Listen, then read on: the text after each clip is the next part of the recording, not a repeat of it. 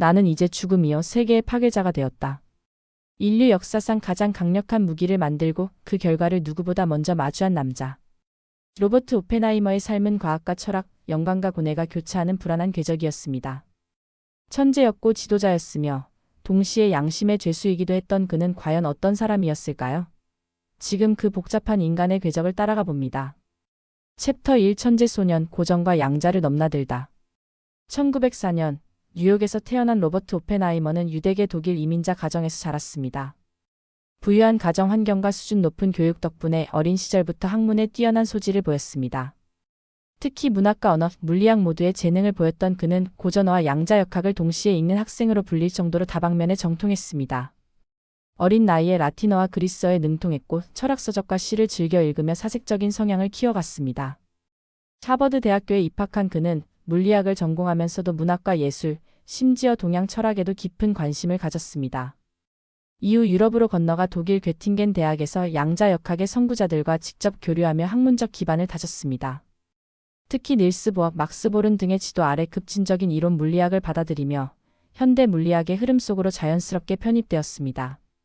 이 시기에 오펜하이머는 단지 이론을 학습하는 데 그치지 않고 특이한 감수성과 철학적 사고로 동료들 사이에서도 독특한 존재로 여겨졌습니다.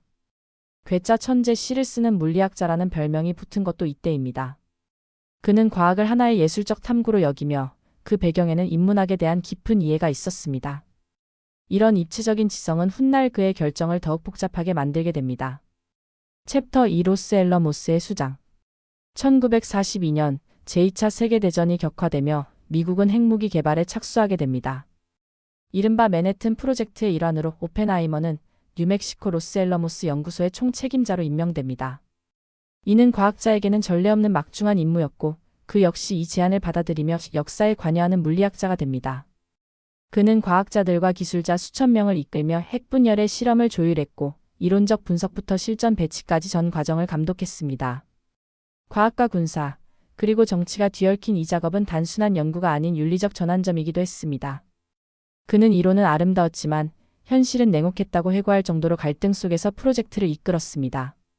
1945년 7월 16일 트리니티 실험이 성공하며 인류 최초의 핵폭발이 벌어졌습니다.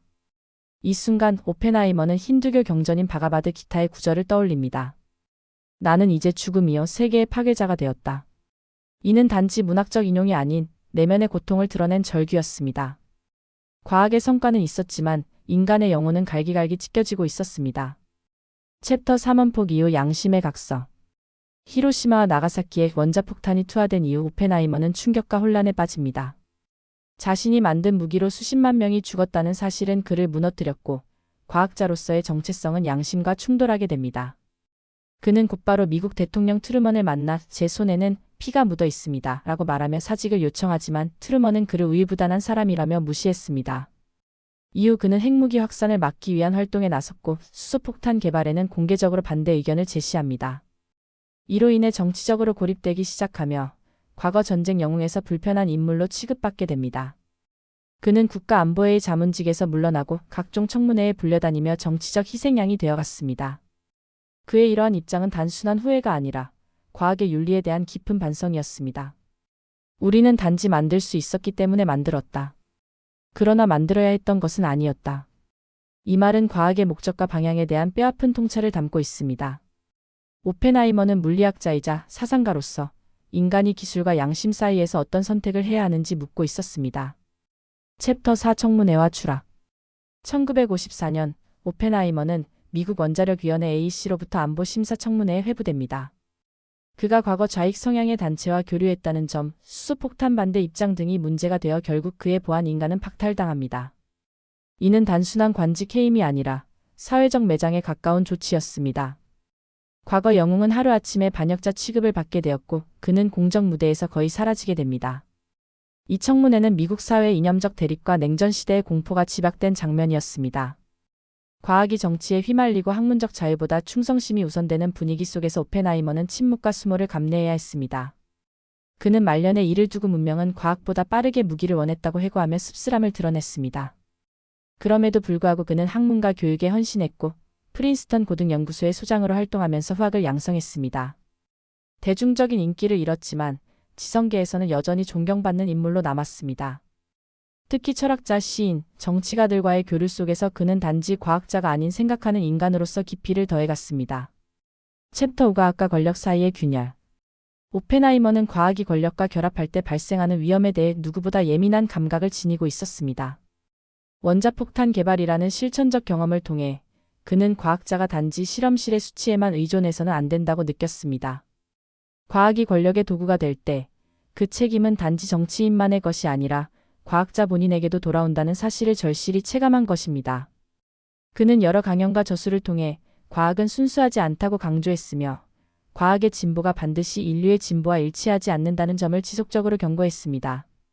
오펜하이머는 기술적 능력보다 윤리적 통찰이 앞서야 한다는 믿음을 굽히지 않았고 과학을 인간 중심의 활동으로 되돌려야 한다고 주장했습니다.